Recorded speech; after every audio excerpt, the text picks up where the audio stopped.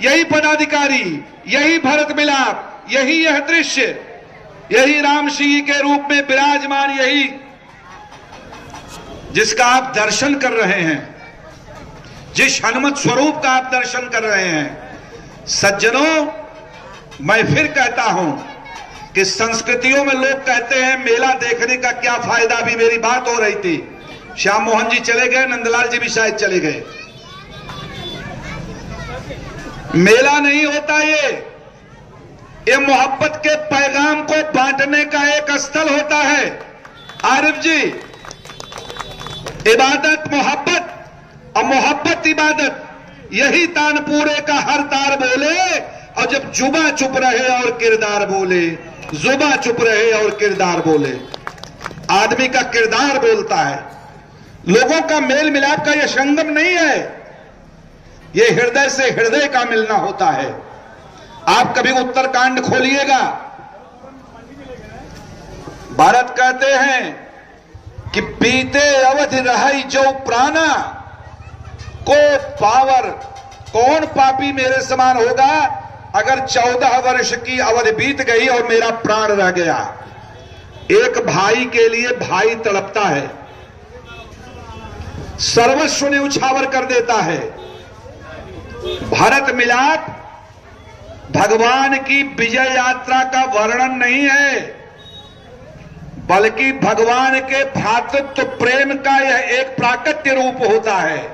इसीलिए सज्जनों, आप जाके देखिएगा, दुनिया में जितनी बड़ी रामलीलाएं होती हैं उसमें भीड़ हो या ना हो, लेकिन राम और भारत का जब मिलन होता है तो हर जगह आप चाहे रामनगर से लेकर के नाटी इमली का लेकर के इस पुरानी बाजार का लेकर के, राम और भारत का मिलन है। मिलन क्या है? मिलन है विषादों को समाप्त करने के लिए, मिलन है विवाद को समाप्त करने के लिए, मिलन है प्रतिवाद को खत्म करने के लिए, मिलन है संवाद से जोड़ने के लिए, मिलन है संस्कार से जोड़ने के लिए। राम भारत के मिलन का अवसर नहीं, दिल से दिल मिलने का अवसर है।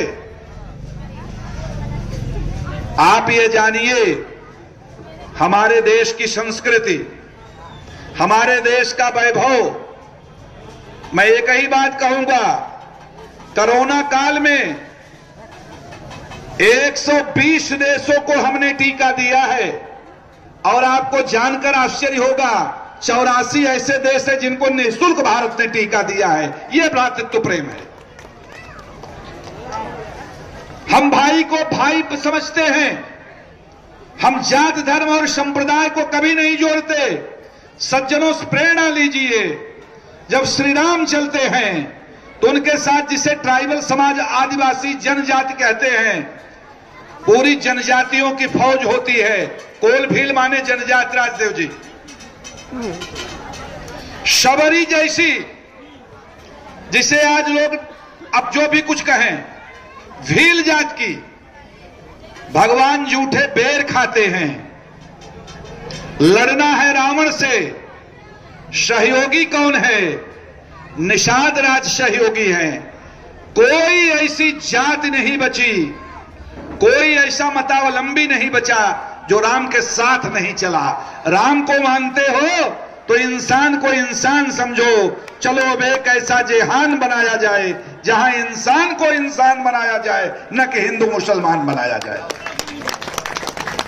हिंदू मुसलमान बनाने का नहीं, इंसानियत को समझो।